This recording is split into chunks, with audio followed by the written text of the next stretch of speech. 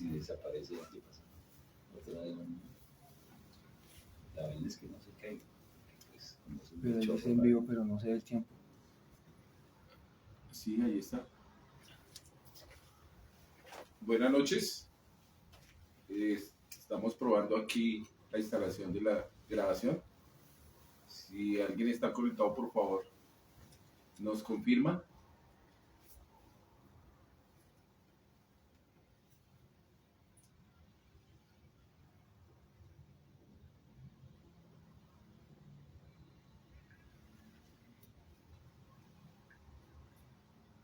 Sí. Bueno, buenas noches. Agradezco a todas las personas que se tomaron el tiempo y la disponibilidad para estar presentes en esta charla.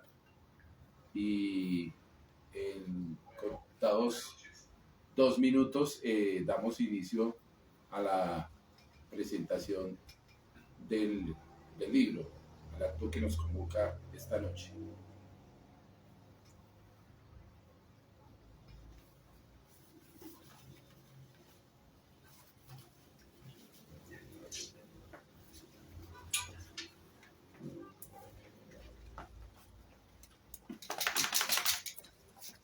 ¿Sí está transmitiendo? ¿Ya había alguien conectado? Por eso, esperemos 5 minutos, 3 minutos más. Ah, sí, ahí salí. Pero también se puede eliminar ese video y volver a pulsar. No, empecemos. Pero hay alguien conectado, mire.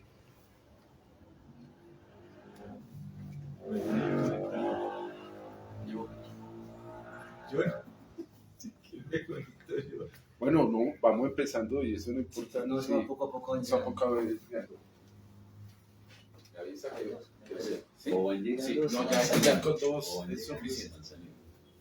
Bueno, buenas noches. Agradezco a los presentes en esta charla virtual, en este Face Live, de lanzamiento y presentación de mi tercer libro sobre el tema que vengo trabajando ya hace más de 20 años. El libro,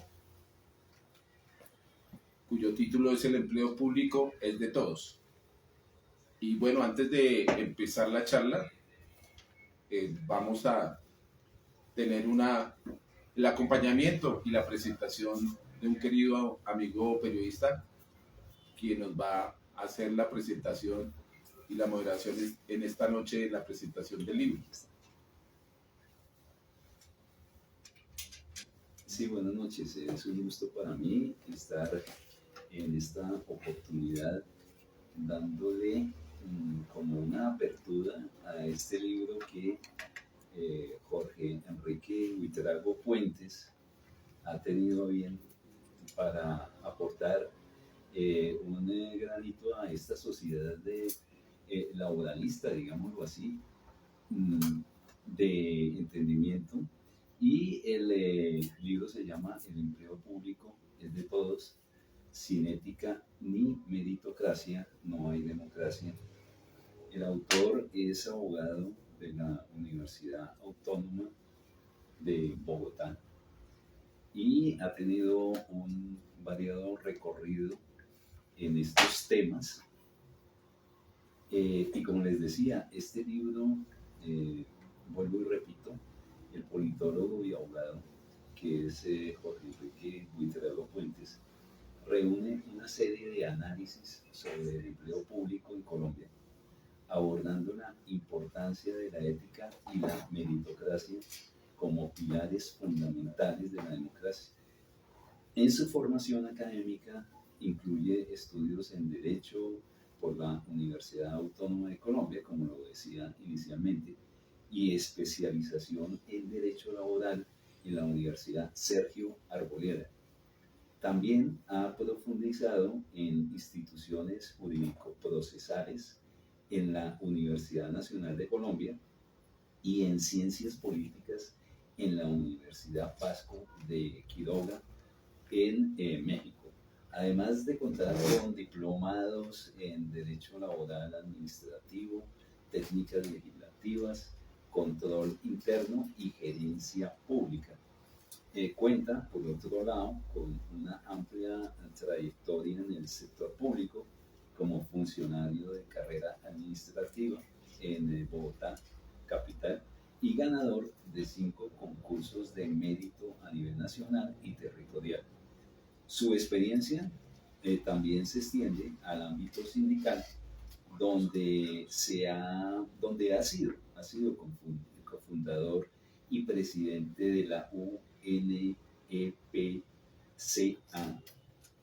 así como cofundador de Asoméritos y Udeméritos, miembro ejecutivo de la CONTLAC, Confederación de Trabajadores Legislativos de América Latina y el Caribe. Asimismo, es autor de los libros de la carrera administrativa y sus amenazas, un reto para la democracia y Colombia, un Estado clientelista a pesar de la Constitución. Promovió la primera acción popular contra los contratos de prestación de servicios y es columnista en El Medio Las Dos Orillas.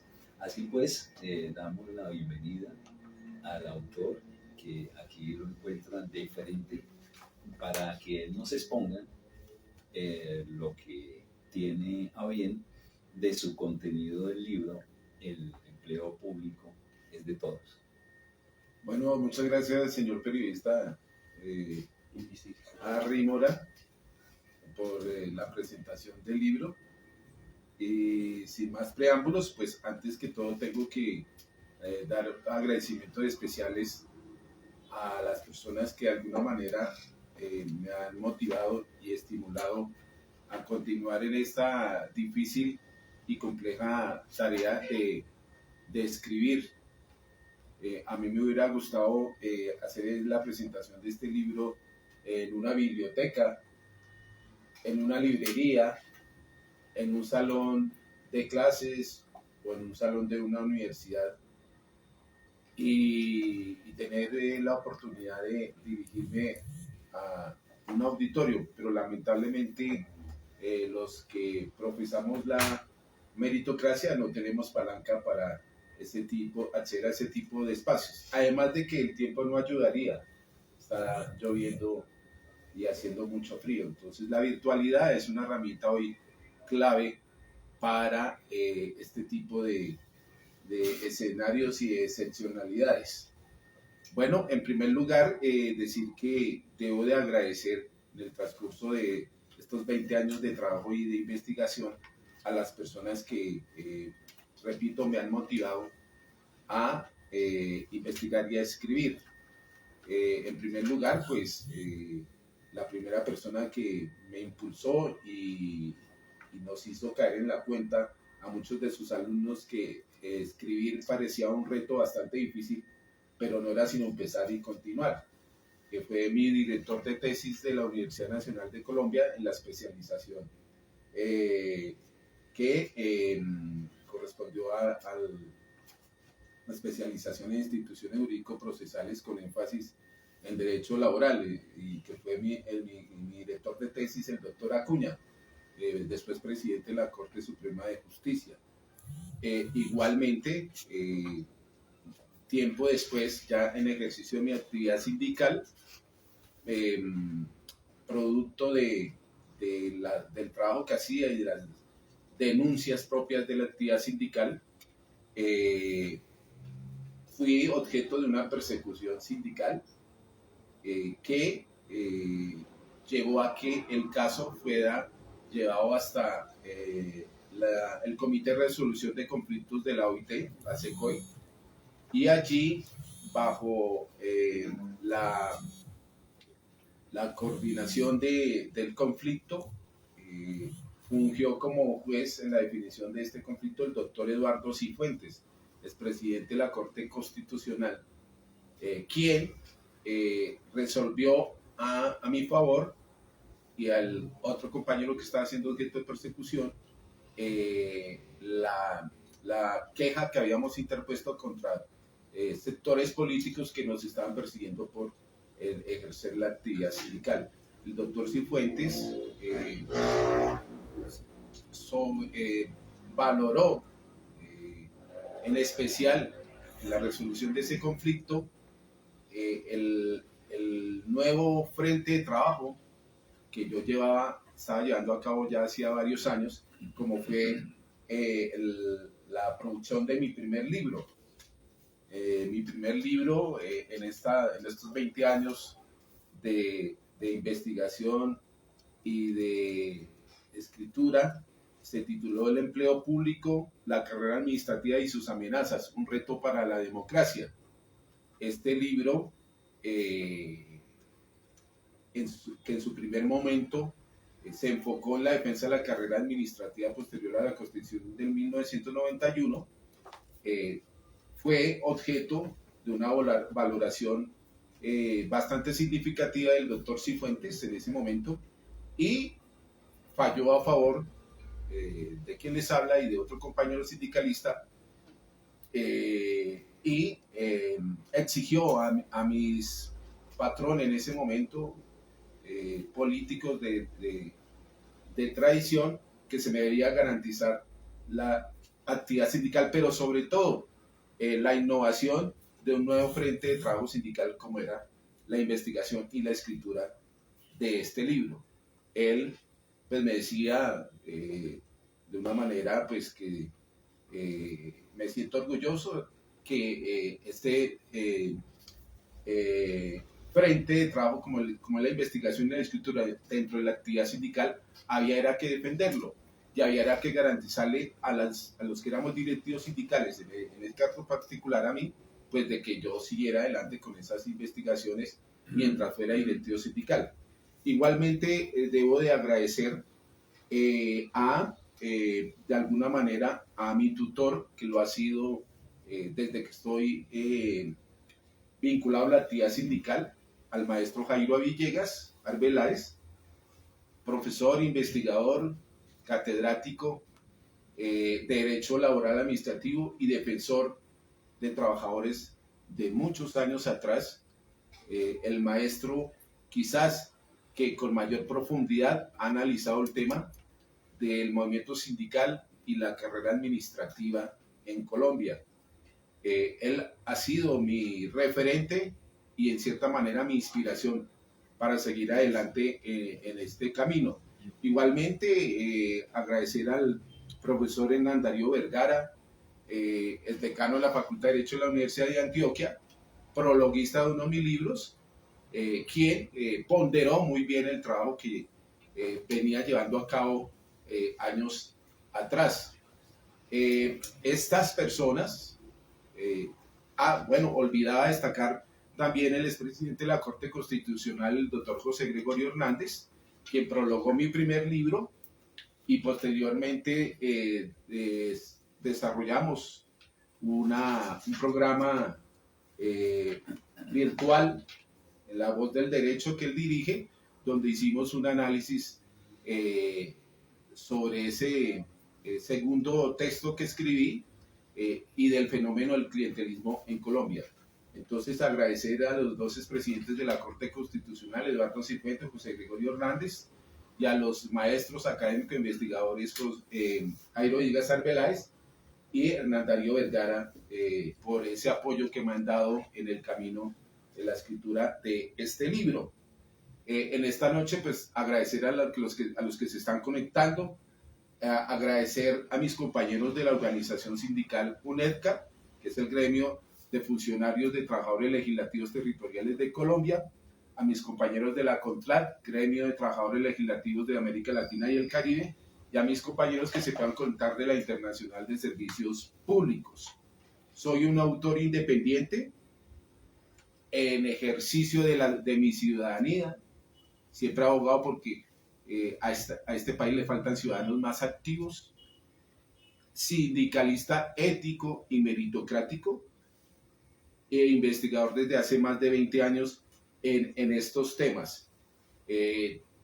Temas cuyas fuentes han sido trabajo de campo en los distintos recorridos que he hecho por el país en los diálogos que he sostenido con empleados públicos y con los mismos ciudadanos de oídas sobre lo que uno escucha del tema del empleo público. Y pues abordar este tema del empleo público es de todos, pues es de, aparecería un poco abstracto el tema, un poco técnico el tema, pero es un tema que debería de ser de conocimiento desde los primeros años escolares de una persona, con mayor razón en la universidad y ya en el ejercicio de la ciudadanía, pues todos comprender cómo es que se maneja el tema del empleo público en el Estado y nuestras relaciones con ese Estado que presta unos servicios parten desde la cotidianidad, en la solicitud de cualquier servicio, hasta las ejecuciones de los alcaldes, gobernadores y presidentes. Entonces el tema puede parecer un poco complejo y abstracto, pero es un tema de la cotidianidad. Es un tema que no debe ser tratado solamente por expertos, por abogados, por sociólogos, por administradores públicos, por economistas, por la clase política, que el tema lo conoce muy bien y ha hecho de él un factor de control social y político. Y tampoco debe ser un tema de exclusividad de académicos, es un tema que debe ser de conocimiento de toda la ciudadanía, como lo dije, desde las etapas de escolaridad hasta las etapas de la educación superior y del mismo ciudadano en su cotidianidad. Decirles que el libro no tiene pretensiones académicas ni personales, ni más faltaba. Es un aporte desde mi experiencia y conocimiento del mundo laboral del Estado, sin apoyos de ninguna naturaleza. Los autores que somos independientes no tenemos ningún patrocinio económico, ni académico, ni de ONG alguna. Por lo tanto, pues esta es una labor bastante altruista.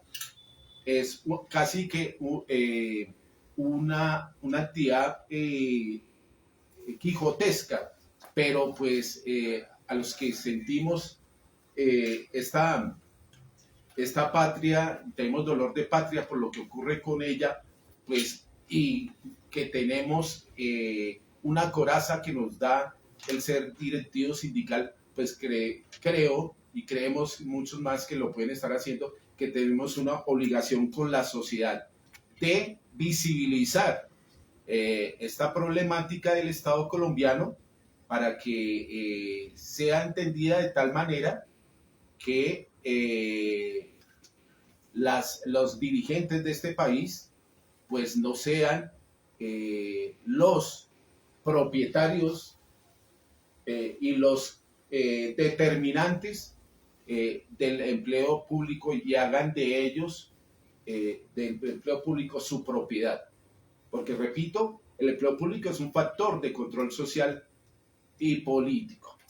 Entonces, de igual manera, hacer claridad que con esto no se pretende agotar los temas propuestos, es solo visibilizar esta problemática y hacerlo en un lenguaje claro y sencillo, ¿sí? No es fácil entender el tema si se hace referencia a textos académicos que son realmente la bibliografía con la que estudian los estudiantes de estas profesiones ya referidas el tema. No, el libro está escrito de una manera sencilla, de una manera clara, en artículos, en ensayos críticos, pues cosa que sea de fácil entendimiento para cualquier lector que haga lectura de los mismos. Hacer claridad que no es una crítica personal contra X o Y persona ni contra partido político alguno. He tenido dificultades en todos estos años de trabajo e investigación con personas que se han sentido señaladas o son muy susceptibles y he tenido lamentablemente pérdidas de amistades, he tenido alejamiento de amigos, he tenido en la calle pues algunas veces ciertas conductas y gestos que no son los más amables, por decir la verdad de lo que acontece en el tema laboral del Estado. Esto es simplemente un ejercicio escrito que hago contra el sistema político que nos rige en el país y que se resiste a hacer efectiva la obligación de la meritocracia en el Estado, en todos sus niveles. Que la clase política ha capturado la burocracia del Estado en sus distintos niveles y entidades y ha hecho del empleo público una moneda de cambio para fines políticos electorales. De otros objetivos del libro y de los que he escrito anteriormente es promover el debate sobre estos temas que deben de ser de conocimiento de la sociedad y que deben de formar políticamente a los ciudadanos para que ejerzan no solamente con conciencia el voto, sino que hagan una especie de gestión y veeduría a la gestión pública de las distintas entidades del Estado, porque repito, en la cotidianidad de alguna manera tenemos que ver con el empleo público y con mucha mayor razón en los temas de las políticas públicas que son ejecutadas por servidores públicos y por supuesto en los destinos del país con las alcaldes, los gobernadores, los presidentes. En cualquier ámbito de nuestra vida tiene algo que ver el empleo público. Entonces, es por ello y en este orden de ideas que yo propuse el año pasado, el año antepasado, cuando se estaba elaborando momentos previos a la elaboración del Plan Nacional de Desarrollo, que hubo una propaganda por parte del gobierno que invitaba a la ciudadanía a participar en la formulación de políticas de necesidades en el Plan Nacional de Desarrollo.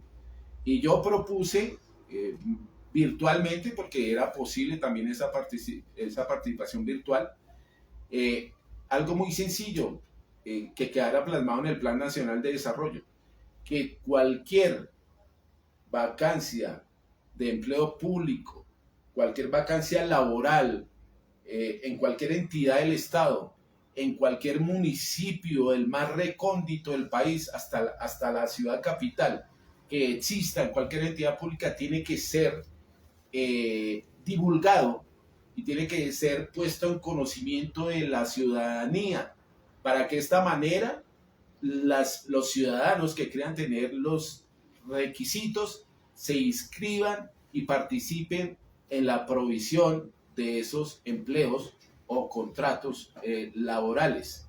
Pues resulta que la participación política en este país es una ficción, en la realidad no existe. Y cuando hay una participación, los que van son los amigos del convocante, pero la ciudadanía como tal no participa. Pues bien, el punto no tuvo acogida y me tocó llegar hasta una tutela que llegó al Consejo de Estado, señor periodista. Y el Consejo de Estado obligó al director de Planeación Nacional a que respondiera mi petición que no había sido incluida en el Plan Nacional de Desarrollo, que yo creí que iba a ser incluida porque este es un gobierno de izquierda, el gobierno del cambio, el gobierno para los sin palanca, para los don nadies que esboza la izquierda. Pero resulta que no, son políticas ficticias y no me prestaron las bolas del caso. La tutela los obligó a contestar y el subdirector de planeación y sus asesores jurídicos me respondieron que la propuesta era interesante, que la propuesta era discutible académicamente, pero que la realidad jurídica lo impedía. Válgame Dios, en un gobierno de izquierda, abogados, creo que su mayoría de la Nacional, me respondieron esa petición y me la negaron, porque el formalismo jurídico que viene anteriormente de la Constitución del 91, que parte de la Constitución del 86, que es bastante rígida en estos temas y que no desarrolla el derecho a la igualdad de oportunidades como sí se desarrolla a partir de la Constitución de 1991, pues la respuesta fue esa, que era un imposible jurídico, válgame Dios. Esta es la hora en que ese marco normativo que permite desarrollar ese punto propuesto del plan de desarrollo, ese sí no se ha demandado ante la Corte Constitucional para que se calle y permita la apertura de cualquier vacancia de empleo público en el Estado sea difundida de manera pública y transparente para que cualquier persona pueda aspirar. Entonces, ese es un antecedente importante a tener en cuenta en este trabajo. Aquí está el artículo donde hablo de esa situación en particular.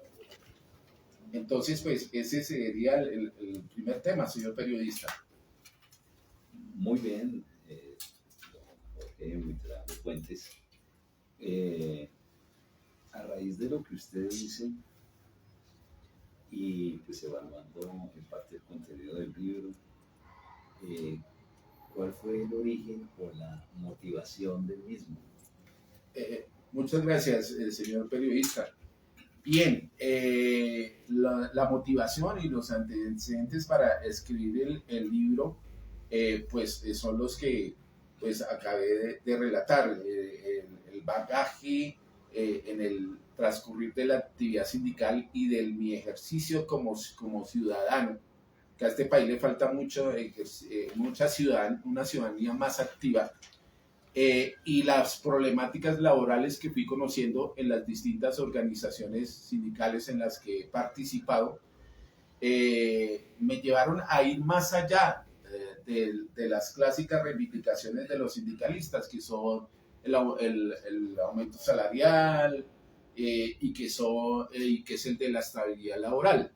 Entonces, pues yo vi que habían vacíos que había que llenar para llevar a la sociedad esta problemática que es de toda la sociedad, y repito, no es de expertos académicos ni de políticos, ni siquiera a veces de los sindicatos que se quedaron en unas prácticas parroquiales. Entonces, con ese antecedente y la motivación de los exmagistrados y profesores que han sido mi referente, pues me puse la tarea de escribir los libros ya mencionados y este último. Y pues estos libros tienen un enfoque, bueno, debo decir que el título del libro el empleo público de todos, busca reivindicar la meritocracia constitucional del empleo público. Y que a partir de la Constitución de 1991, que el constituyente pretendió eliminar el clientelismo con la constitucionalidad de la carrera administrativa en el artículo 125, y que en mi concepto está articulado con el artículo 13, la igualdad de oportunidades, es que desarrollo todo mi trabajo y el enfoque de investigación, que no es más que un análisis sociojurídico. No es un libro jurídico, debo hacer esa claridad, porque pues si los colegas buscan un libro jurídico, aquí no lo van a encontrar. Lo mismo que si alguien pretende absolver alguna consulta jurídica, aquí no la va a encontrar, porque ese no es el espíritu del libro. El libro lo que busca es la reivindicación del mérito constitucional del empleo público como un antídoto contra el cáncer del clientelismo. Aquí son más de 150 artículos en este libro donde planteo las distintas situaciones, facetas, formas del clientelismo. Es una recopilación de ensayos o apuntes críticos a partir de la Constitución de 1991 y con una trazabilidad histórica, partiendo del gobierno de derecha de Iván Duque. Iván Duque fue un gobierno de derecha donde gobernó con una coalición de sectores de derecha, de todos los partidos de derecha. Entonces, es un referente importante este gobierno de Duque para ver cuál era el comportamiento de los gobiernos de derecha frente al tema de la meritocracia. Igualmente, se hace un análisis de un gobierno de centro verde, como fue la alcaldía de Claudia López. Y la alcaldía de Claudia López en Bogotá, una ciudad capital ya con 9 millones de habitantes, señor periodista, creo que más grande que Uruguay y más grande que algunos países centroamericanos, pues ameritaba un análisis también de cómo el Centro Verde le daba tratamiento al tema del mérito constitucional del empleo público. Y, por supuesto, el gobierno del cambio, el gobierno de izquierda de Gustavo Petro, que fue analizado minuciosamente desde su posición hasta ya casi terminando las distintas políticas, las distintas vicios, las distintas desviaciones que ha tenido el tema del mérito y que, como vemos ya concluyéndolo, pues su comportamiento fue similar a los gobiernos de centro y de derecha. Todos temas relacionados con el mundo laboral, la función pública, las formas de clientelismo y la ausencia de la meritocracia a partir de 1991. Entonces, los antecedentes, las motivaciones y el recorrido histórico que se hace del libro. Debo de agregarle, señor periodista, que por empleo público y meritocracia se hace una relación cuyo resultado es la carrera administrativa, ¿sí? Y la carrera administrativa pues fue protagonista del empleo público los primeros años de expedición del desarrollo de la carrera administrativa. Me explico. La Constitución del 91 constitucionalizó la carrera administrativa y el desarrollo normativo legislativo de la carrera administrativa, es decir, las normas que debían haber puesto a andar la carrera administrativa no funcionaron. Hubo una resistencia grande por parte de actores políticos como el Congreso de la República y sindicatos tradicionales en una alianza evidente, se opusieron desde distintos mecanismos jurídicos como actos legislativos y leyes al desarrollo de la carrera administrativa. Este libro está enfocado especialmente en cómo se dieron esas formas de resistencia y esos mecanismos utilizados para que la carrera administrativa no funcionara. Pero este libro va mucho más allá del tema de la carrera administrativa y hace un análisis de las otras figuras del empleo público que son sujetos de captura por parte de los actores clientelistas. Yo quiero aquí hacer un paréntesis frente al tema de la carrera administrativa, señor periodista, y es que cuantificando los funcionarios de carrera administrativa frente a la totalidad de empleos públicos, pues déjeme decirle que no es un porcentaje significativo. Se habla de que aproximadamente el total de empleados públicos del Estado, anoche o antier Petro decía que eran de 1.000.000, pienso que pasan del 1.000.000, datos que ni siquiera tiene ni la Función Pública ni la Comisión Nacional del Servicio Civil. No se sabe exactamente cuántos funcionarios de carrera administrativa tiene el Estado, pero se calcula en un indicador que dieron hace unos años, un estudio que hizo un técnico que trabaja mucho este tema, que es como el 30%. Ese 30% significa la oportunidad que le dio la Constitución y la ley a que ciudadanos sin palanca, sin hacer parte de maquinarias políticas, ingresaran al Estado, producto de sus conocimientos, de sus habilidades demostrados en un concurso de carrera administrativa. Pero nuevamente le digo, hay que significar esta figura en este sentido. La carrera administrativa ha cogido mucha fuerza en los últimos años porque pues ya hay mayor confianza en el tema de los concursos. Ya los concursos pues no tienen la duración que tuvieron en un principio, que hubo un concurso que fue récord Guinness en el que participé, que duró 15 años. Imagínense ustedes eso, 15 años. Y hubo otro concurso que no, se me escapa en el momento, que duró 10. Entonces, pues la gente no confiaba en esos concursos porque, pues, ¿quién va a esperar 15 años, 10 años para trabajar?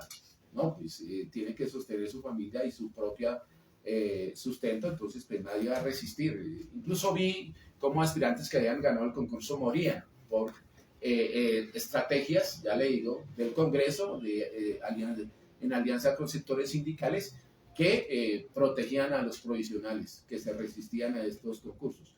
Entonces, un aspecto a tener en cuenta en este tema de la carrera administrativa, y otro aspecto a tener en cuenta, señor periodista, y es que William Ospina Buitrago, nuestro famoso literato, de quien usted es un gran lector, dice en sus ensayos que este país es un país que depende mucho del papá Estado, ¿sí? Y el papá Estado es el mayor productor de empleo público. Y todos quieren refugiarse en el Estado por los mecanismos establecidos, como los concursos, como también por otros mecanismos que son producto del clientelismo. ¿Y eso qué significa? Que este 30% que llega al Estado por concurso de carrera administrativa lo hace buscando un paraguas que le permita resolver sus problemas económicos por el alto nivel de desempleo. Entonces William Ospina dice, un país que no tiene industrialización, que no tiene grandes empresas, que no le da oportunidades a sus conciudadanos, al pueblo que tiene que emigrar, pues encuentra ese paracaidismo, ese paracaídas en el Estado. Entonces al Estado están llegando funcionarios con unas profesiones que deberían dedicarse a crear empresa, a apoyar empresa. He visto una experiencia que los concursos llegan mucho administrador de empresa, profesionales formados para crear empresa, para dirigir empresa, ingenieros industriales y profesiones inverosímiles trabajando en entidades públicas, donde encuentran pues una estabilidad y una garantía de una mejor vida, pero no tienen y no fueron formados en la vocación del servicio público, ¿sí? Por lo tanto, van a ser unos funcionarios que encontraron ahí un refugio temporal mientras encuentran otra oportunidad, que va a ser difícil, pero pues que se mantienen ahí porque eso les permite una garantía de vida para él y sus familias. Quería hacer ese paréntesis porque este libro se enfoca en los otros tipos de vinculación laboral con el Estado. Eso le respondo, señor periodista. Y bueno, siguiendo con un orden de ideas sobre, ya nos dijo, la motivación de este libro y el origen del mismo, ¿cuál sería su tesis de este libro?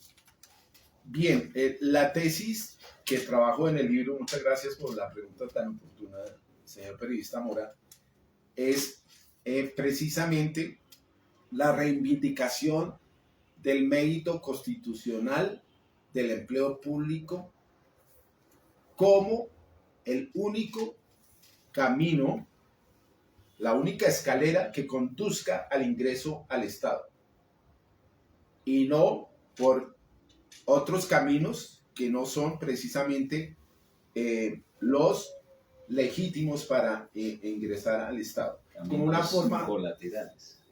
podría decirse, o a lo mocusiano, de atajos. Entonces,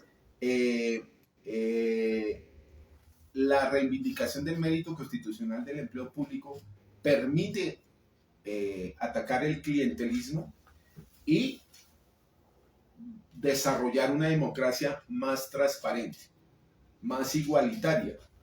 Entonces, teniendo en cuenta los antecedentes que vienen del siglo XX y XIX del clientelismo, que no se superan por la Constitución de 1991, y al contrario, se han encontrado muchos atajos que son utilizados por políticos de distinto, porque debo de señalar, señor periodista, el clientelismo lo practican no solamente la derecha, lo practica la centro derecha o verdes, lo practica la izquierda, lo vimos en este gobierno, lo hemos visto en los gobiernos territoriales de la izquierda en Bogotá, en Nariño, en Magdalena, donde gobernaron y no hubo una excepción al clientelismo, no hubo unas políticas meritocráticas del empleo público.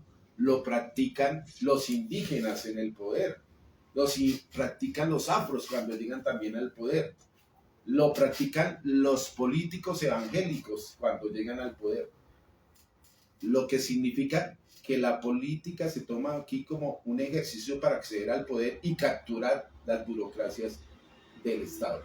Esa es mi tesis central del libro, y que desarrollo, es la novedad de este libro, que desarrollo en un primer capítulo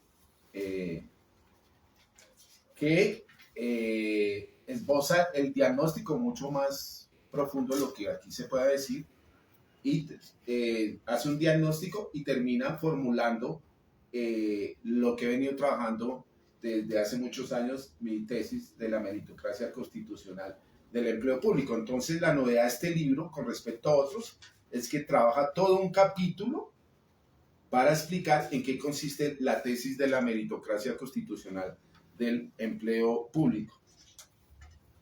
Así las cosas, de acuerdo pues a lo que ya nos comentó sobre la tesis de este libro, ¿qué analiza el libro? ¿Qué nos podría decir con relación a eso? Este libro, entonces, tiene varias temáticas de análisis. En primer lugar, quiero pues significar que este libro también tiene una narrativa histórica, porque fue escrito, y en esto pues se me olvida darle los agradecimientos al portal Las Dos Orillas, que durante 10 años me ha permitido escribir distintos artículos, ensayos críticos sobre estos temas en su espacio de nota ciudadana, que me parece que es una ventana para que el ciudadano del común exprese sus distintas opiniones sobre la realidad nacional y no coma cuento o no trague entero respecto a lo que dicen los medios tradicionales de tiempo atrás. La ciudadanía también, y es la ciudadanía activa de la que vengo hablando, también piensa y escribe, y una forma de esa ciudadanía activa es este espacio de Las Dos Orillas, de los espacios para que los ciudadanos escriban. Yo llevo escribiendo 10 años sobre estos tópicos, y pues sé que he llegado a muchas personas en distintas partes del país con estas temáticas. Entonces, hecha esa claridad, el libro aborda y muchos temas, pero quiero significar sobre todo los siguientes. Aborda los temas del estallido social, las marchas ciudadanas del año 2019-2021 especialmente, y donde aquí se encuentra en el libro la percepción de primera mano de qué fue, de cómo se desarrolló, cómo surgió, se desarrolló y terminaron las marchas ciudadanas, ¿sí? Que yo interpreto como una expresión de la indignidad que venía de tiempos atrás de otros continentes, donde surgen los indignados. Y estas marchas, señor periodista, no tuvieron un liderazgo personalizado, no tuvieron ninguna orientación ni ninguna causa nacida de un partido político, ni de derecha, ni de izquierda, ni de centro. Fue una explosión espontánea de la ciudadanía a los malos gobiernos, a la corrupción y al clientelismo de décadas anteriores. Y salimos millones y millones de personas a las calles, como ustedes recordarán, a pedir cambios profundos en los gobiernos, que no eran coyunturales, como lo quisieron presentar, de que políticas para los jóvenes, que mejoras muy coyunturales, ¿no? Se exigían cambios estratégicos. Posteriormente, con el desarrollo que fueron teniendo estas marchas y las interlocuciones con el gobierno, pues terminaron en unos mínimos acuerdos dirigidos a asuntos y problemáticas muy coyunturales, ¿sí? Pero el movimiento en sí fue amorfo y sin liderazgos. Posteriormente vinieron las elecciones y la izquierda se hizo aparecer como los líderes de estas marchas ciudadanas, de este movimiento social, de esta explosión social, pero eso no fue cierto. Eso no tenía liderazgo y fue un movimiento amorfo, ¿sí? Que después derivó en que esas expresiones de inconformismos, unos se fueran por la izquierda y otros por la centro derecha, con una votación por parte de ambos bandos de casi 10 millones para ambos bandos, lo que significa que no era precisamente una explosión hacia la izquierda. Eso estuvo dividido. De igual manera, el libro trata de todos los temas, repito, de las distintas manifestaciones, de las distintas expresiones, de cómo se manipula, de cómo se captura y, perdónenme el término, cómo se piratea el empleo público en el Estado. Aquí lo esbozo pues, de una manera más formal de cómo se dan ese tipo de prácticas. Y así, grosso modo, pues decirle que en el gobierno de Iván Duque, y en esto quiero subrayar que el propósito de mis trabajos, mi investigación en estos libros, no es darle palo, lo reitero, a ningún político, a ninguna persona, a ningún ciudadano en particular. Es una crítica al sistema. Y del sistema hace parte la derecha. Y la derecha con Iván Duque fue escandalosa también en el tema del clientelismo. Recuerde usted el escándalo de centros poblados. Recuerde usted nombramiento de personas que tenían alguna relación con grupos oscuros de la sociedad, ¿sí? Luego tenemos el gobierno de Claudia López, que aquí está narrado también, y cómo Claudia López decepciona a las juventudes con una promesa que parecía creíble. Ella es una mujer muy carismática y irradia mucha credibilidad, y bueno, además fue la que lideró el referéndum contra la corrupción, y le dijo especialmente a las nuevas generaciones que con ella en la alcaldía mayor se podía acceder a un empleo público, a un contrato de trabajo sin palancas, y creó la famosa plataforma Talento No Palanca. ¿Sí? Yo, antes de que eso se hiciera política pública, yo lo venía trabajando en mis escritos sobre esa necesidad de democratizar el empleo público, y planteé ese tipo de prácticas que fue acogido en esta alcaldía. Pues bien, en la práctica, ¿qué sucedió? mucho bombo, mucho platillo frente a ese tema, pero en la práctica, y aún hoy existe esa plataforma, no funcionó. Y no funcionó porque los poderes políticos en el gobierno capturan todas las posibilidades de empleo. En este caso en particular era dirigido a los contratos de prestación de servicios. Y de los que se inscribían en esa plataforma, porque no era más sino inscribirse, hasta donde le hice seguimiento al tema, menos del 10% de los inscritos en esos bancos elegibles eran llamados para ocupar una vacante en los contratos de prestación de servicios. Más del 90% era otorgado a la coalición de gobierno que apoyaba a la alcaldesa. Fue una decepción total ese tema. Pero debo decir que tampoco se trata de criticar per se. A mí me parece que Claudia López hizo una gestión importante como alcaldesa, tiene un carisma de una gran dirigente, tiene un conocimiento amplio del Estado, pero lamentablemente falló en ese tema. Y luego tenemos el gobierno histórico de la izquierda que llega al poder, y aquí en el libro, lo leí, lo volví a releer recientemente, desde que se toma posesión hasta recientes días, se hace una narración de los principales anuncios en materia de mérito. Pero mérito en el sentido estricto del término no lo era tanto, era desde que se posesionó el presidente y desde que se posesionó la ministra del Trabajo, Gloria Ramírez, se dijo en primer lugar, y el director de la función pública, hoy convicto, se dijo que en primer lugar que se iban a eliminar los contratos de prestación de servicios. En el primer año se dijo eso. Y los medios de comunicación y los periodistas acogieron ese planteamiento y fue bombo. Pero no se eliminaron. Después dijeron, se van a reducir. Y no se redujeron. Pero no se redujeron porque en el entretanto se planteó la política pública que venía de Iván Duque de formalizar los contratistas de prestación de servicios, de garantizarles sus derechos, de que no fueran de alguna manera subexplotados, de que tuvieran prestaciones.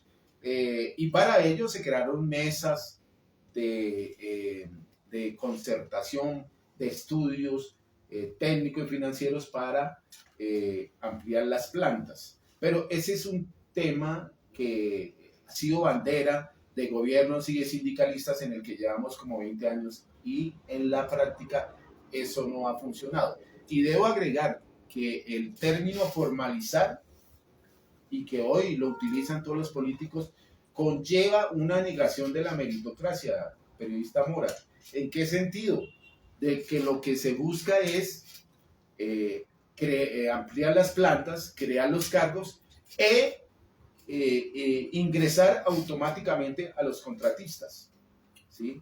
Y si se ingresa automáticamente a los contratistas, pues eso significa legitimar el clientelismo el origen de la vinculación de los contratistas, porque todos los contratistas son producto en un alto porcentaje de arreglos clientelistas, de amiguismos, etcétera. Entonces, ingresarlos automáticamente era violar la meritocracia y violar el mecanismo de la carrera administrativa para que sean provistos, ¿sí?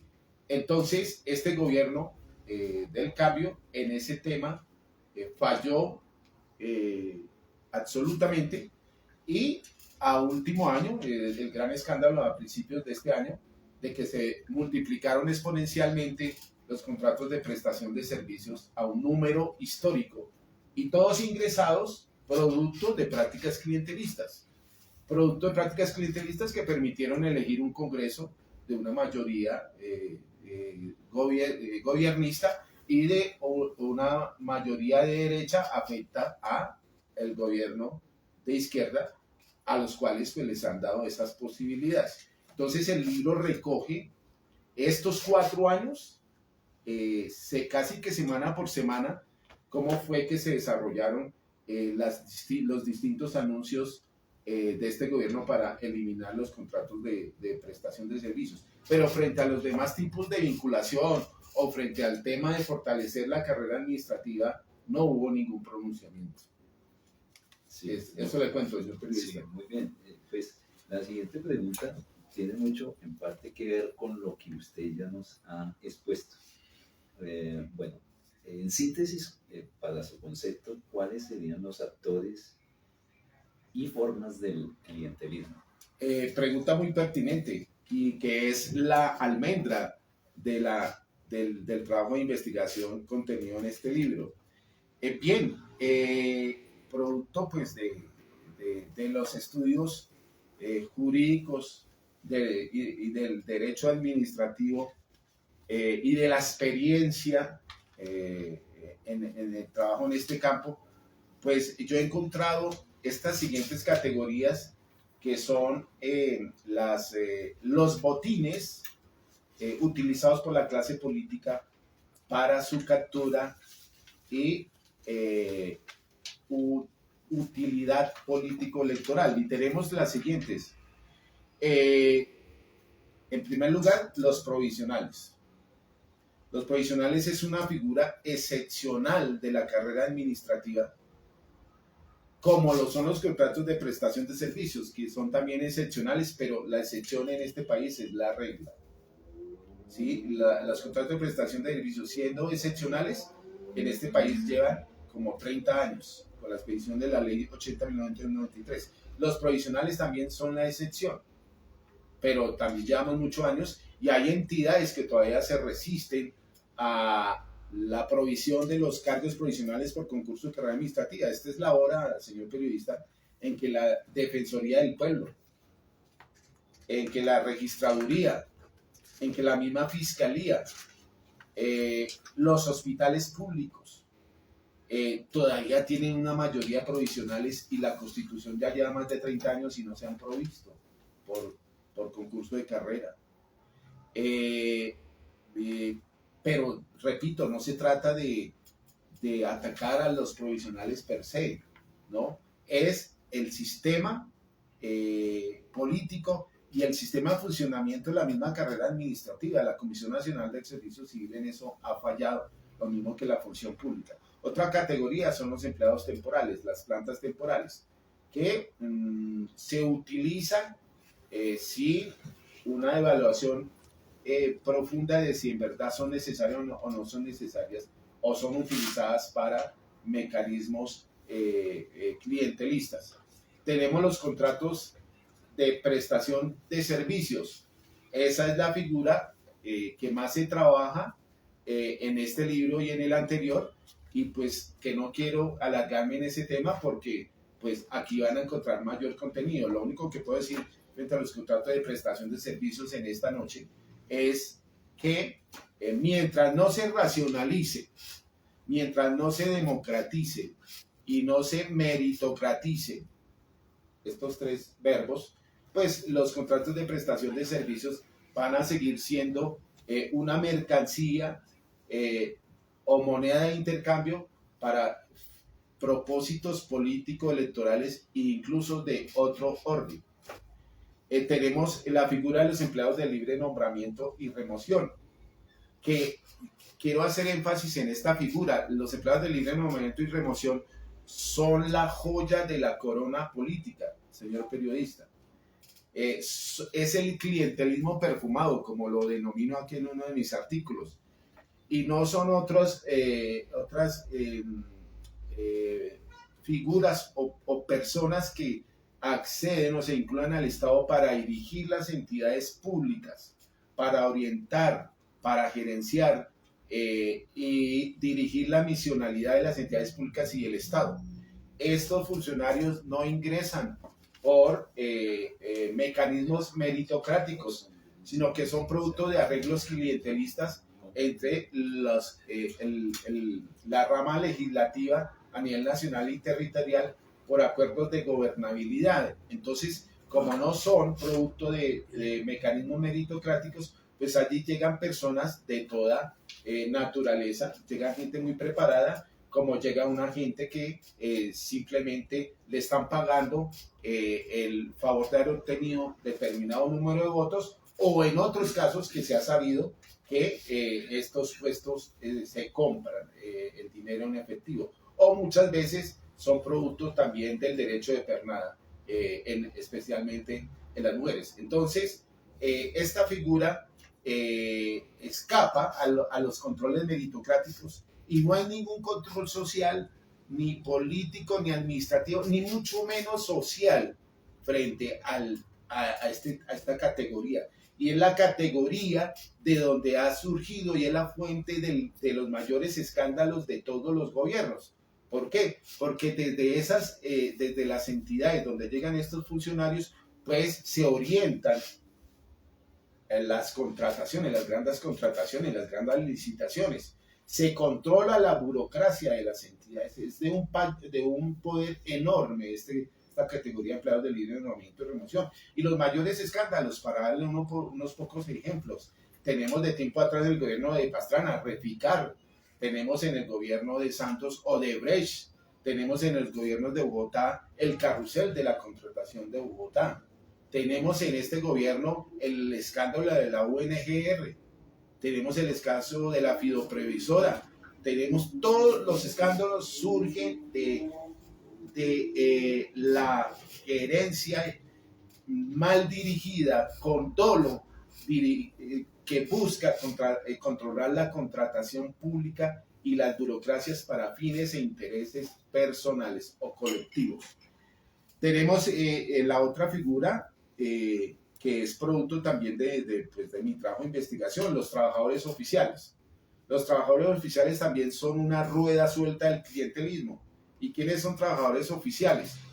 Los trabajadores que laboran en empresas como Ecopetrol, empresas como licoreras, empresas como loterías, empresas de servicios públicos, y que no tienen mecanismos meritocráticos para la vinculación de esta categoría de trabajadores. Es una rueda suelta del clientelismo. ¿Y cómo ingresan? Pues son producto de arreglos entre el gobernador, el alcalde, el mismo presidente, los directivos que nombran en esas entidades y los sindicatos que negocian convenciones colectivas y no se establecen conductos meritocráticos para su vinculación. Yo le pregunto al señor periodista, ¿usted conoce alguna convocatoria para trabajar con Ecopetrol? No, y así han ingresado millares de trabajadores de Ecopetrol sin ningún filtro meritocrático.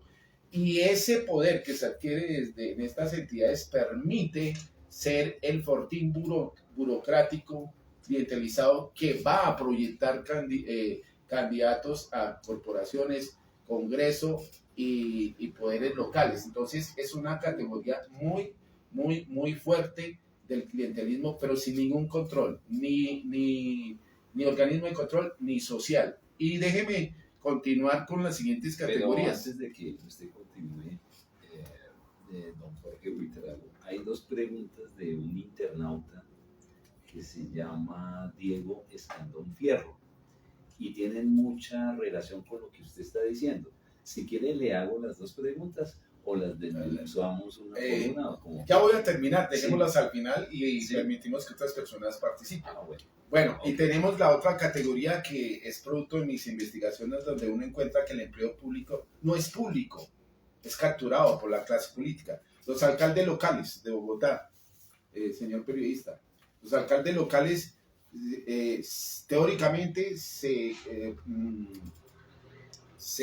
designan por sistemas meritocráticos, unos exámenes que hace la Universidad Nacional, y de allí se seleccionan X número de acuerdo a un puntaje mínimo que los habilita para la siguiente etapa. Entonces hasta ahí el tema es meritocrático, pero una vez definidas las listas de elegibles para designar el alcalde menor por parte de la JAL, pues en la JAL viene el el componente tóxico de la politiquería. Y entonces la JAL ya no va a tener en cuenta criterios meritocráticos, sino ahí viene el componente tóxico, que para mí es tóxico, de la politiquería. Y entonces ahí entran en juego intereses de distinto orden, intereses políticos e incluso económicos, para designar un alcalde local. Reitero, no se trata aquí de atacar a ninguna persona en particular, de ninguna categoría, ni de ninguna entidad, ni partido, ni nada similar, para pues, evitar que vaya a haber algún tipo de señalamiento o algún tipo de persecución, pues, que la he tenido. Bueno, viene la designación igualmente de los jefes de los organismos de control, contralor, procurador y personeros. Igualmente se ha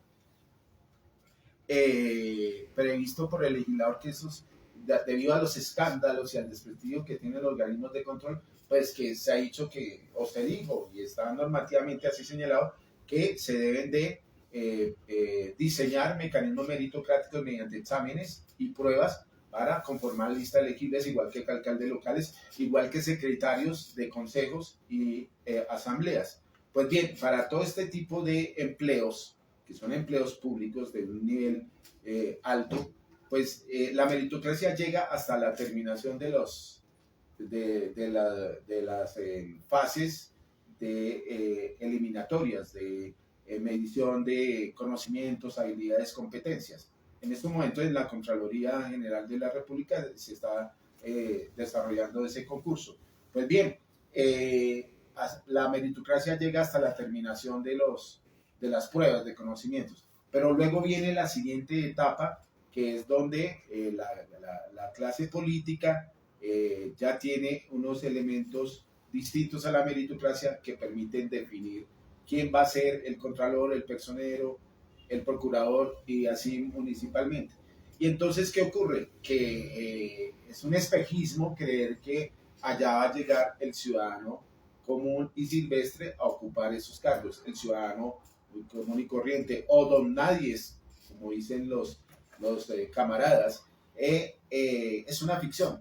Allá no llega sino los que, previos acuerdos políticos, deciden ellos. En Bogotá hubo una excepción, y yo la señalo aquí en el libro, y es que un personero de Bogotá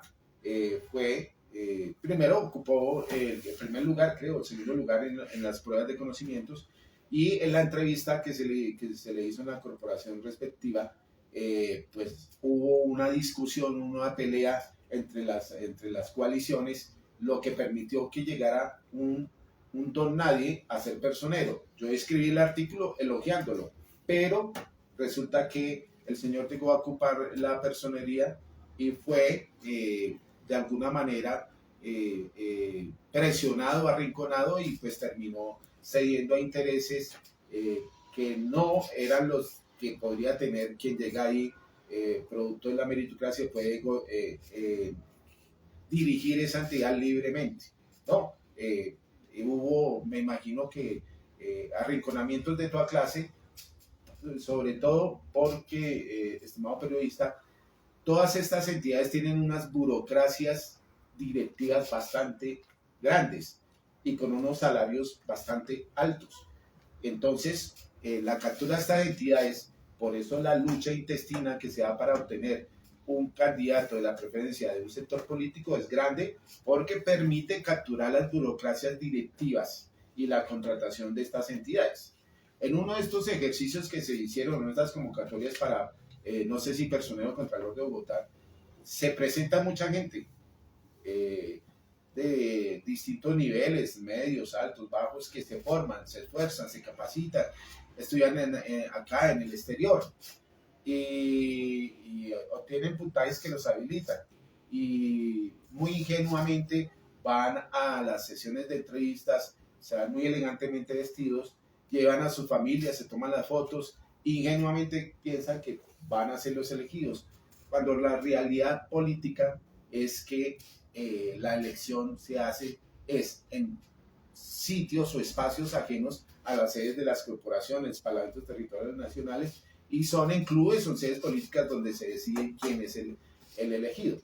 Y destacar que en esta experiencia que conocí, un exdecano de la Universidad de los Andes de Derecho hizo una propuesta que yo la formulé en un escrito anterior, que parecía del mayor avance democrático y meritocrático, y es que los 10 primeros o los 20 primeros de la lista de elegibles que no fueran elegidos, personero, contralor, procurador, esos 10 primeros que demostraron capacidades fueran vinculados en las estructuras administrativas de estas entidades.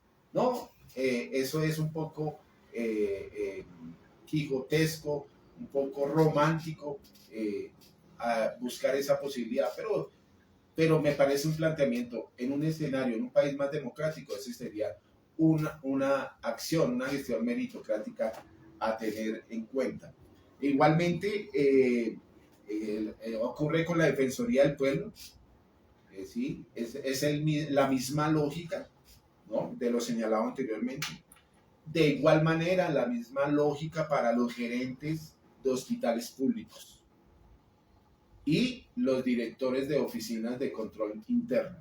No dejan escapar, señor periodista, un empleo público del nivel directivo de estos aparatos políticos. Igualmente, destacar que quien captura un hospital captura uno de los mayores fortines burocráticos del Estado, son los hospitales públicos. Por eso la carrera administrativa no funciona en los hospitales públicos. Por eso después de más de 20, 25 años, hasta ahora se van a convocar unos concursos para proveer sus plantas.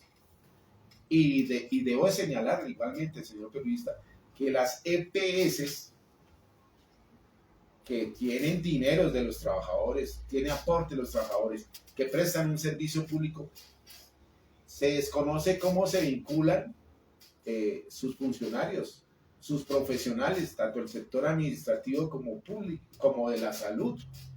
Estos también son fortines burocráticos muy apetecidos por la clase política. Incluso en un debate en el Congreso se dijo que el Partido Conservador tenía mucha influencia sobre muchas EPS que eran el fortín de elección de varios senadores. De igual manera ocurre, señor periodista, con las cajas de compensación familiar, donde en su junta directiva hay delegados de los sindicatos tradicionales, y es sorprendente cómo ese tema es oculto. No hay visibilidad, no hay publicidad sobre la forma como se proveen los funcionarios, los trabajadores de las cajas de compensación.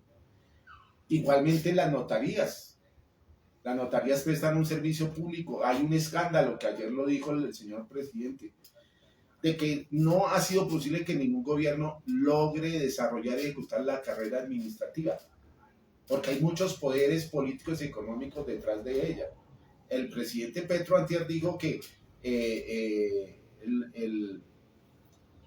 el cuestionario con el cual se evalúan los concursos pedían 750 millones de pesos por entregar ese cuestionario y pasar el concurso. Hágame el favor, ¿qué no se puede pensar también de otros concursos de ese nivel? Es que Colombia es, señor periodista, uno de los países más corruptos y desiguales del mundo, donde la meritocracia debería ser la columna vertebral del Estado para superar ese estado de subdesarrollo y corrupción. Y miren las distintas formas de categorías laborales del Estado, que eso no es posible, ¿sí? Igualmente tenemos las cámaras de comercio, que también prestan un servicio público y tienen ejércitos de trabajadores vinculados a estas cámaras de comercio. ¿Existe alguna convocatoria pública para su provisión? No existe. Yo traté de averiguar mediante derechos de petición que me dieran esa información. Eso, contrataron un abogado y con una argumentación jurídica traída de los cabellos me negaron esa posibilidad. Y otro fortín del clientelismo son las representaciones de organismos en el exterior.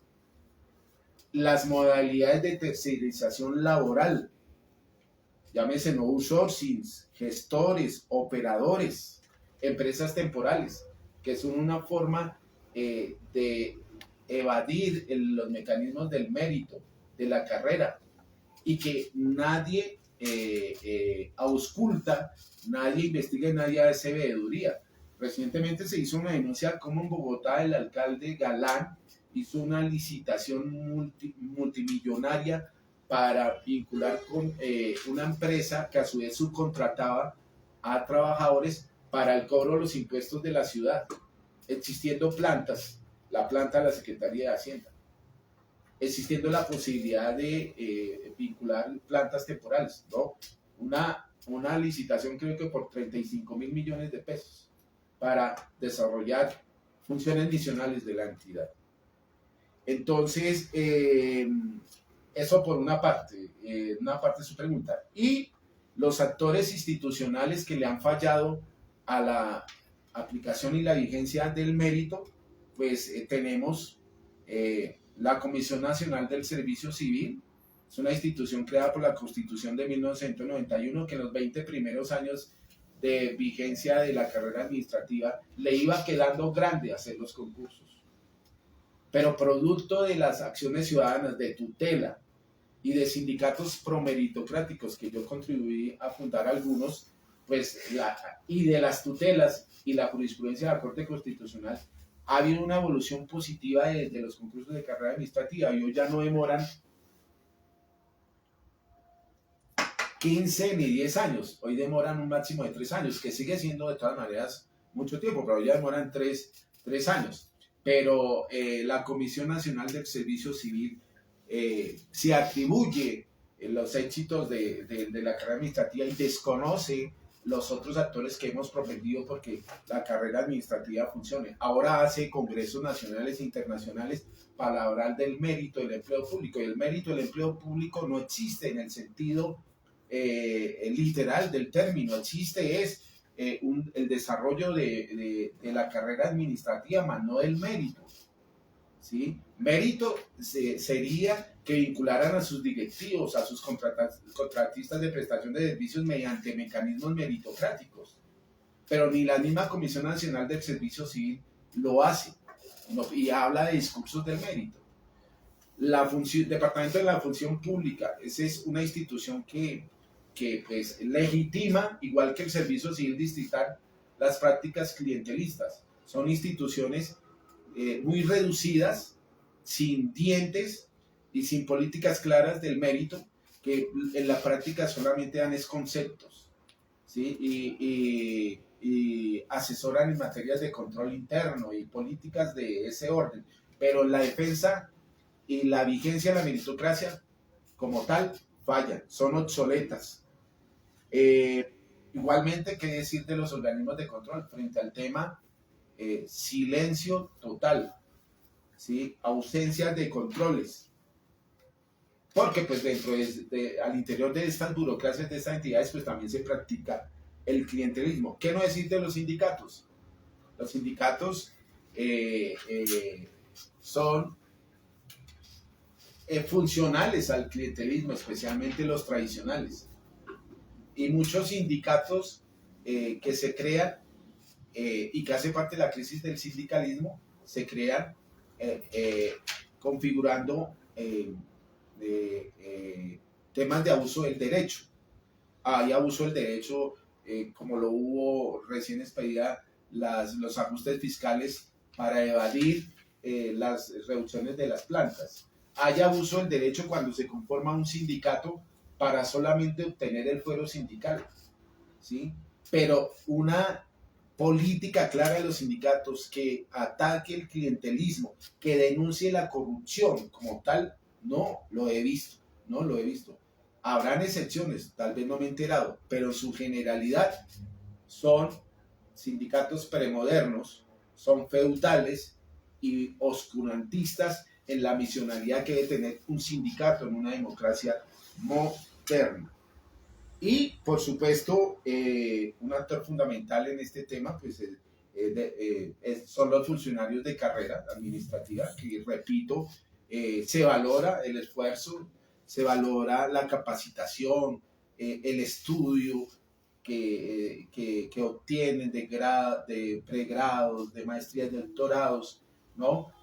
Especialmente de clases medias y de clases bajas educadas, que son las que en su gran mayoría superan estos concursos, pero ingresan y adoptan una posición pequeño burguesa, ¿no? De comodidad y de una visión muy mediana de lo que es la defensa del mérito en el Estado. Y finalmente la sociedad. Hay una parte de la sociedad que desconoce, ignora esos temas, y hay otra sociedad que es tolerante, que tiene una ética laxa frente al tema del clientelismo. Entonces, la sociedad también falla frente a ese tema. Esa sería la respuesta, y que es la almendra del libro, señor periodista. Sí, señor. Dejamos entonces, señor Buitrago, las preguntas de este asiduo internauta Diego Escandón Fierro. Al final, ¿me decía usted o ya les quiere responder? Bueno, si tiene alguna otra pregunta y damos espacio. Sí, no, pues son dos preguntas. No, sí, usted. Bueno, sí. Bueno, entonces dejemos para el final. Usted habla del contenido del libro. Yo estaba mirando el libro y tiene, además de la introducción, tiene un prólogo, sí, que ya nos contó que usted lo había prologado a varias personas que han sido importantes en su carrera como investigador. Y hay un capítulo donde dice ensayos laborales y políticos, y hay un segundo capítulo dentro de este contenido que se llama ensayos sociales.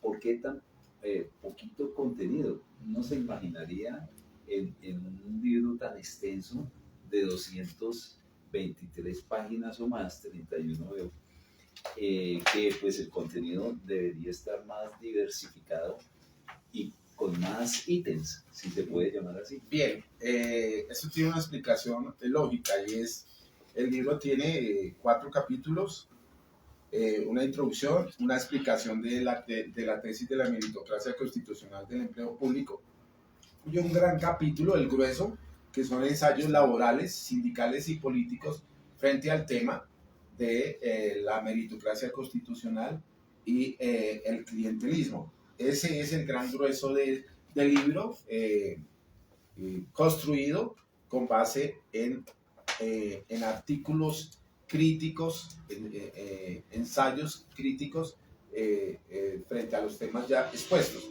Y hay otro capítulo menor que son ensayos sociales, que también son producto de la observación que se hace de la sociedad, de sus instituciones, y que de alguna manera están relacionados con el tema del empleo público y la forma como se dirige el Estado y se comporta la sociedad. Yo quiero, por último, y para pasar ya a las preguntas, destacar algunos artículos o ensayos que aparecen en el libro y que me parece que son referentes importantes a tener en cuenta. ¿Esas serían como sus conclusiones finales? No, son los artículos que yo pues quiero destacar como un referente importante, incluso que recogen el momento histórico que se vivía, y tienen son artículos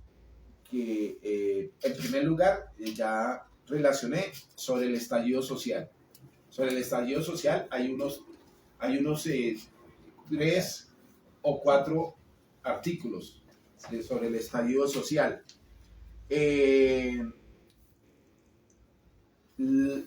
Lo que respecta al gobierno del cambio, hago una narración de todos los artículos, de cómo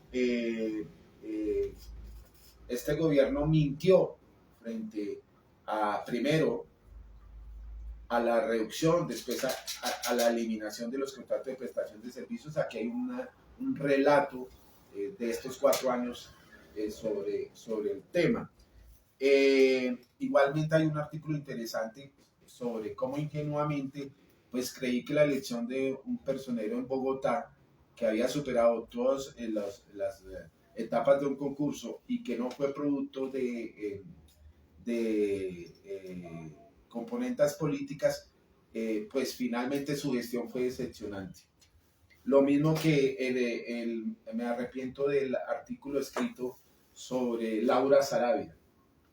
En un primer momento me pareció que era una decisión, su nombramiento, digna de destacar, porque pues ella proviene de una clase media, formada en una universidad pública, y pues que el estrato medios fuera tenido en cuenta para un cargo directivo del Estado, pues es difícil, porque los cargos directivos del Estado son capturados por élites académicas, élites políticas, sectores políticos, sectores económicos, acuerdos políticos o amiguismos, pero que una persona de la clase media llegue a ocupar esa posición me pareció digna de destacar. Hice un artículo y lo escribí, pero qué sorpresa que nos da la vida y qué ingenuos que somos. La señora no llegó ahí. Debo de advertir que después de todos los escándalos que se produjo alrededor de esta persona, en alguna entrevista ella admitió que presentó varios concursos de carrera administrativa a varias entidades del Estado y no superó ningún concurso, ¿sí? Le parecían muy difíciles. Pero, pues, trabajó políticamente con el personaje Armando Benedetti, y este fue el que la llevó al gobierno nacional y ha ocupado todas las posiciones directivas de una manera sorprendente para la sociedad, ¿no?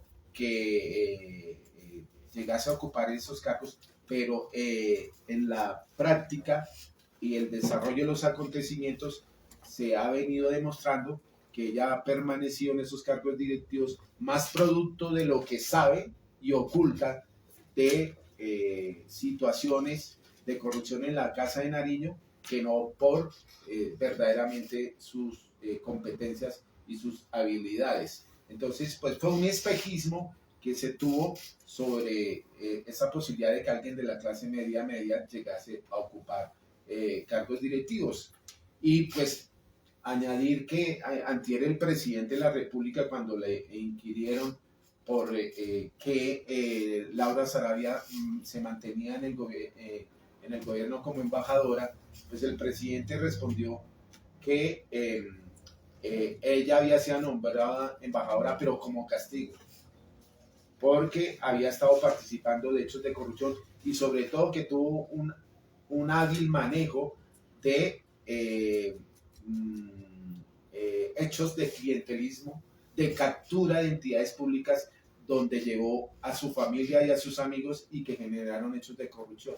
Entonces, este artículo aparece acá destacando el nombramiento de Laura Sarabia, pero qué decepción total ese nombramiento, y cómo termina, según el presidente, premiada por todos esos antecedentes con la embajada en Londres. Otro artículo que debo destacar es cuando el presidente habló a los militares y les dijo que su gobierno, todo sargento podía llegar a ser general.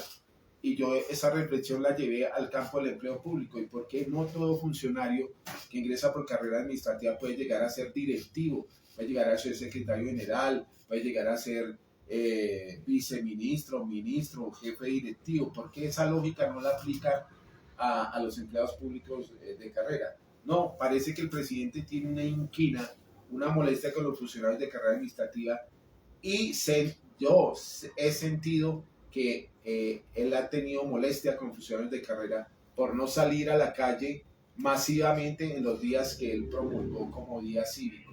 Y en ningún momento hizo referencia a la aplicación de la meritocracia para los funcionarios de carrera administrativa. Ese tema de que todos somos sargentos en el Estado es un artículo que me parece muy bonito y digno de destacar del libro. Otro artículo habla de situaciones de acoso laboral, específicamente de un trabajador de un instituto de salud pública que producto del acoso laboral de un directivo que parece que era no muy afecto a los funcionarios de carrera, pues produjo la desaparición de este compañero de esta entidad pública. Aquí lo relato también con mucha tristeza. Y eso sería lo pertinente para esta pregunta. Bueno, y ya para ahora sí darle paso a las conclusiones finales. Sí. Rápidamente terminamos. La primera conclusión, y estaba dirigida a mis adversarios que consideran que la meritocracia no es aplicable en un Estado porque eso aumenta las diferencias sociales. Quiero decirles que Michel Sandel, el autor del libro de la tiranía de la meritocracia, ese libro fue escrito para países desarrollados de Estados Unidos, del norte del mundo, Europa, Canadá y Europa, donde han tenido etapas de desarrollo ya concluidas, donde la meritocracia permitió su desarrollo. Pero en países como el nuestro, emergentes, pues lo que se necesita contrariamente es la mayor aplicación de sistemas meritocráticos para las distintas vinculaciones laborales con el Estado. Entonces está desvirtuado que el libro de Sandel de la teoría de la meritocracia no es aplicable a nuestro medio. Conclusiones: el clientelismo que se quiso erradicar el constituyente de 1991 no se erradicó, sino que se fortaleció y se aumentó en este gobierno del cambio. Se dan sus prácticas a través de distintas modalidades de vinculación laboral ejecutadas por todos los partidos políticos, de derecha, de izquierda, de centro, cristianos, indígenas, etcétera, etcétera. Los organismos de control son inexistentes en el control de estas prácticas y al contrario las multiplican en su interior. La institucionalidad de la función pública ya referida es negligente, cómplice y funcional al clientelismo. La sociedad ignora de estos asuntos alrededor del mismo y es cómplice de estas prácticas. Igualmente, el sindicalismo existente es pasivo, cómplice y funcional al clientelismo. En el gobierno del cambio, el empleo público ha sido utilizado también para conformar ejércitos de militantes al servicio del presidente. Prueba de ello es una entrevista que le hicieron recientemente al pensador académico e investigador Hernando Gómez Buendía, a la pregunta ¿qué hizo de especial el gobierno de Petro en su gobierno? Y en materia de empleo público, él afirma que este gobierno conformó estructuras de ejércitos de funcionarios afectos a su causa que fueron vinculados al Estado. No hubo ninguna política sobre la meritocracia. Y prueba de ello es la entrevista que dio recientemente a la W, a Caracol, donde volvió a reafirmar su defensa de Laura Sarabia. Sabemos lo que hay de fondo en ese tema.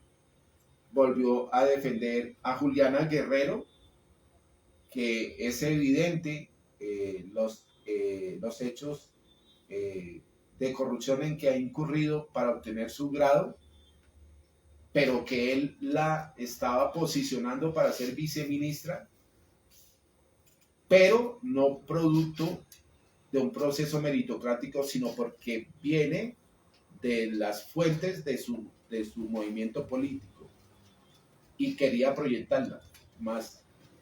Esa defensa carece de fuerza por su origen y por su proceder para que fuera nombrada funcionaria pública.